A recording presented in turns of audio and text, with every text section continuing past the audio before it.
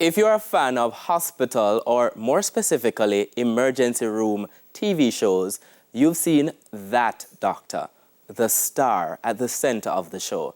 Perhaps a brain surgeon, some kind of specialist solving bizarre medical problems. But what's a data doctor? And why would anyone forego the glitz and glamour of a superstar medical career to do public health?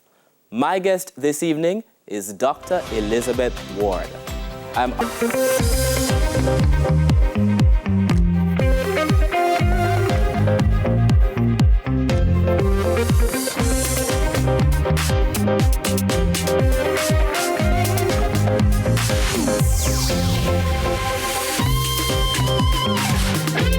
Dr. Elizabeth Ward, welcome to Profile.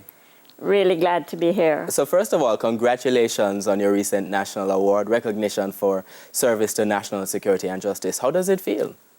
It really is an honor. It's good to be recognized by your country, and it's also a platform on which more work can be done and to be able to share with more people. You know, part of the platform you're talking about is your work with the Violence Prevention Alliance, and we're going to be getting to that in a moment. But it strikes me that I'm not really surprised by that answer, because even when you're celebrating getting that award, that is one of the things you've said. And even in my pre-interview with you, that's how you speak. You speak about the platform and not so much about yourself. Where does that come from? I think we need to realize that we have opportunities in life. We have been given gifts in life, and we can share with other people and help make their lives better. And in our own way, it's a positive feedback loop that we are creating when people around us are healthy, happier, violence-free, peaceful, and enjoying life. I imagine part of that also comes from your upbringing. Father and mother, father Jamaican, mother from Dominica, small family, just you and two sisters. And your father, you said, was a banker who was always interested and always involved in helping people. What did that teach you? What was he always doing? He was providing the resources for people to set up businesses, to employ people, to make lives of other people better. And it was from seeing that and seeing it actually work on a day-to-day basis and on a long-term basis that it made you want to do something where there was service, give back, but that you are achieving results and making things better. A deep sense of family as well, certainly from your mother. Her side of the family, when you used to go to Dominica, was, you know, a huge family. What were you all doing? We were up in the hills in Dominica, beautiful island, like Port Antonio throughout the whole island, and on a farm with all different types of animals, citrus, anthuriums, pigs,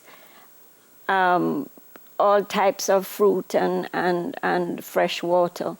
And we were racing around on tractors, 17 of us, 17 cousins, you know, and falling asleep every night at 6 o'clock because the generator turned off, and then the only thing that you could see after that was the peony wallies flying up and down till the next morning. And that sort of life was also, you also had that kind of life in Jamaica as well. Lived in 3 different areas, Montego Bay as well as Mandeville as well as Kingston itself. So you've been able to see life at different levels across the country. What did that teach you? That we really have a beautiful country. We have an amazing set of people. We have many problems, but there are, if we address the problems properly, we can solve them, you know, and we together, if we pull the right people together, we make a big difference, and we stick at it, because sometimes we like to just be reactionary. We have to work more constructively to deal with some of the deeper issues that are affecting our everyday lives. And part of those deeper issues that I've seen when you moved eventually to Kingston to go to Immaculate Conception High and to work in community service. What were you doing? Well, we used to have to go to an NGO, and mine was Salvation Army, School for the Blind. And it really, the appreciation that the students felt, and that was clear. But what you realized is that they needed more income. They needed to expand the markets of the products that they were doing, and had to learn, how do you help people to really help themselves? How did you move then to decide that you wanted to do medicine? Because you would have had a lot of different kinds of opportunities. About to leave school, why food science first rather than medicine? I did that because I was interested in biology and geography in school. And then I looked at food science, nutrition when I was in Canada, because I said, well, everybody has to eat. So, you know, because you traveled overseas to do undergraduate work first. Yes, in Montreal, and froze and said, I'm going back to the sunshine. So, you know, but so I came back and I worked in public health, in the public health department at the KSAC. And especially in St. Thomas, when I worked with community health aides, looking after malnourished children and making a difference in those mothers' and children's lives, and learning so much from community health aides on how to talk to people, how to reach people, and how to listen and learn, you know, while you can help at the same time. But you realize after a while you can do so much in the area of nutrition, and you want to do more. So I wanted to do medicine to really practice public health and to learn more about public health. But I needed to understand the medicine and the science that went behind it to be able to apply it on a population level. So this is when you ended up deciding that you wanted to apply for the University of the West Indies. Yes. To do medicine. Yes. But you're in the middle of your 20s, and most of the people in your class would have been 18 or 19. Was it intimidating?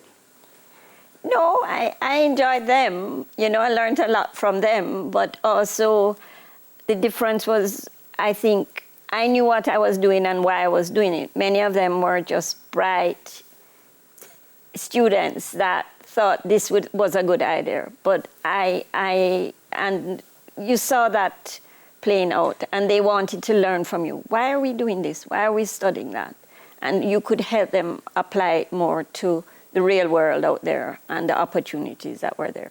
No, I continue to be fascinated by the decision you made after you came out of the University of the West Indies, because that is when you decided, instead of taking on this sort of glamorous medical field that a lot of people coming out of medicine might have wanted to do, you decided to continue your work in public health. And we're going to be talking about that a little bit after the break, talking about what Dr. Ward did in terms of working in Manchester and other parts of the country, and then seeing that journey onto the Violence Prevention Alliance and looking at violence as a public health issue. You're watching Profile. Please stick around.